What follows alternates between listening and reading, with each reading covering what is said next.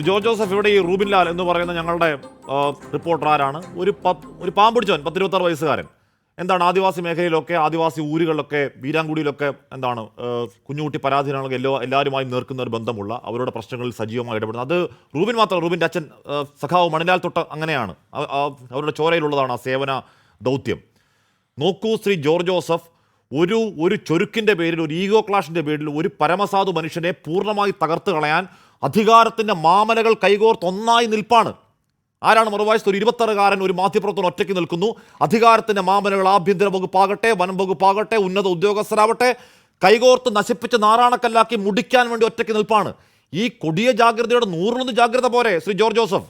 ഈ ഗുണ്ടാപ്പട ഇല്ലാതാക്കാൻ 100 ജാഗ്രത പോരെ?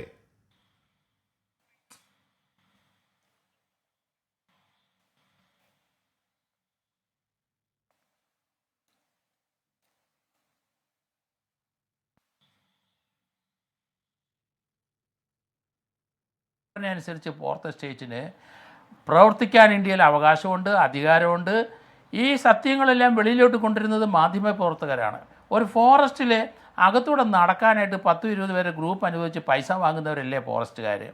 ഒരു ഫോറസ്റ്റിൽ ഒരു കാട്ടുപന്നിക്ക് പരിക്കേറ്റ് കിടക്കുന്ന വിവരം അറിഞ്ഞാൽ അവിടെ അതിനുവേണ്ടി മാത്രം പോയി തൻ്റെ ജോലി ചെയ്യുന്ന ഒരാളെ അവിടുത്തെ ഒരു ഫോറസ്റ്റ് ഡിപ്പാർട്ട്മെൻറ്റ് ഒരുത്തൻ അയാൾക്കെതിരായിട്ടൊരു കേസ് കൊടുത്ത് അവിടുത്തെ CI ആയിട്ട് ചേർന്ന് ഇങ്ങനെ അറസ്റ്റ് ചെയ്ത് ഡീറ്റെയിൻ ചെയ്ത് ഉപദ്രവിച്ചൊരു സംഭവമാണ്.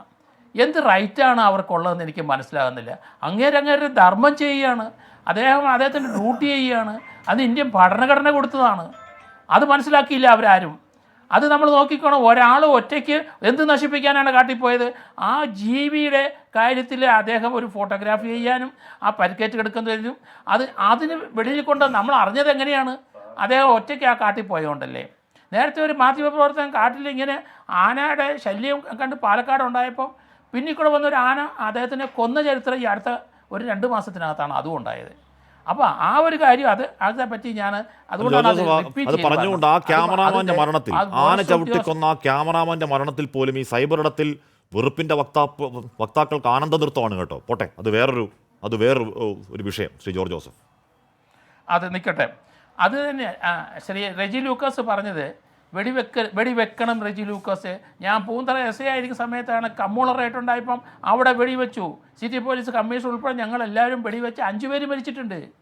അപ്പോൾ അതുകൊണ്ട് വെടിവെക്കുന്നത് പോലീസിൻ്റെ ഒരു കടമ. കാരണം ഒരാളെ കാല് വെട്ടിയ സംഭവം നമുക്കറിയാമല്ലോ, ഈ കഴക്കൂട്ടത്തുണ്ടായ ആ കാല് വെട്ടുന്ന ഗ്രീവിയസ് ആട്ടാണ്. അയാളെ വെടിവെച്ച് കൊല്ലണ്ടേ? ഒരു പൗരൻ്റെ ജീവനും സ്വത്തിനും സംരക്ഷണം കൊടുക്കാൻ എന്തിനാണ് തോക്ക് കൊടുത്തിരിക്കുന്നത്? അത് വെടിവെക്കാൻ തന്നെ. വെടിവെക്കേണ്ടടുത്ത് വെടിവെക്കണം, എങ്കിൽ മാത്രമേ ഗുണ്ടകൾ ഒതുങ്ങുള്ളൂ എന്നാണ് ഞാൻ പറയുന്നത്.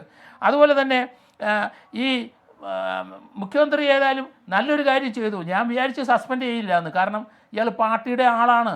ആ സാബുവിന് ഏതായാലും മുഖ്യമന്ത്രി ഇൻസ്ട്രക്ഷൻ കൊടുത്തു, അപ്രീഷിയേറ്റ് ചെയ്യാൻ ഇമ്മീഡിയറ്റ് ആയിട്ട് ഇൻസ്ട്രക്ഷൻ. കാരണം ഒരു DGPക്ക് ഒരു സർക്കാർ ഒരു സീനിയർ ഗ്രേഡിലുള്ള ഒരു DYSP ആയതുകൊണ്ട് അതൊരു DGPക്ക് സർക്കാരിൻ്റെ കൺസെൻറ്റ് വാങ്ങിച്ചേ ചെയ്യാനൊക്കെയുള്ളൂ.